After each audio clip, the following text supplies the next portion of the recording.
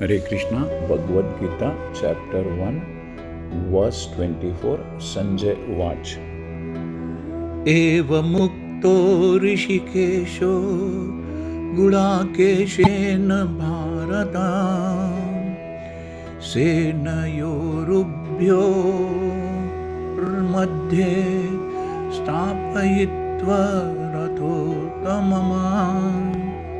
संजय ने कहा, हे भरतवंशी, अर्जुन द्वारा इस प्रकार संबोधित किए जाने पर भगवान कृष्ण ने दोनों पक्षों के बीच में उस श्रेष्ठ रथ को, उस महान रथ को लाकर खड़ा कर दिया।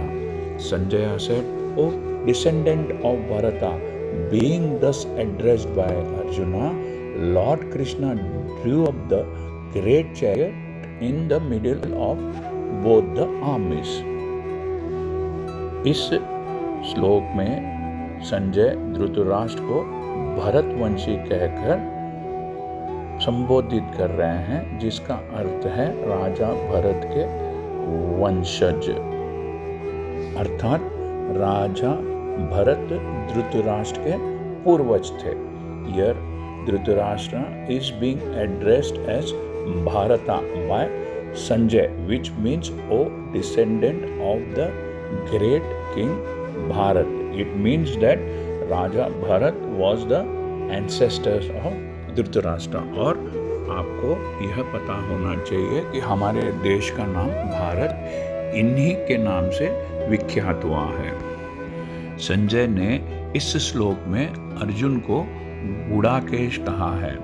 गुडाकेश का अर्थ है जिसने नींद को जीत लिया है। In this verse, Arjuna is referred to as Gudakesha, means one who has conquered sleep. नींद का अर्थ अज्ञान भी है। Sleep also means ignorance. अतः अर्जुन ने कृष्णा की मित्रता के कारण नींद और अज्ञान दोनों पर विजय प्राप्त की थी। कृष्ण के भक्त के रूप में वह कृष्ण को क्षण भर के लिए भी, एक पल के लिए भी भुला नहीं पाता था। भक्त का यही स्वभाव है, यही नेचर होता है। वह सोते जागते हर वक्त भगवान के नाम, रूप, गुणों और लीलाओं के चिंतन में डूबा रहता है। Arjuna conquered both sleep and ignorance because of his friendship with Lord Krishna. As a great devotee of Krishna, Arjuna could not forget Krishna even for a moment, because that is the nature of a devotee.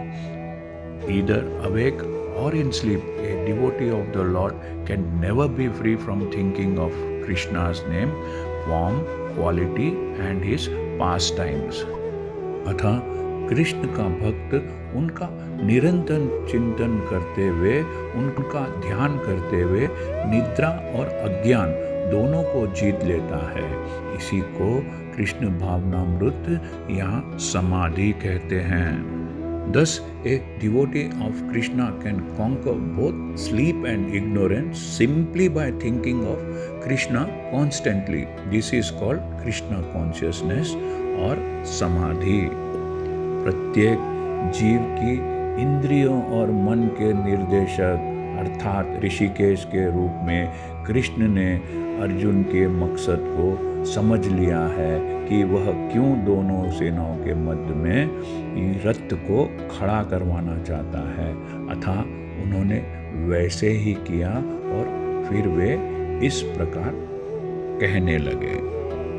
As Rishikesha, or the director of the senses and mind of every living entity, Krishna could understand Arjuna's purpose in placing the chariot in the midst of both the armies.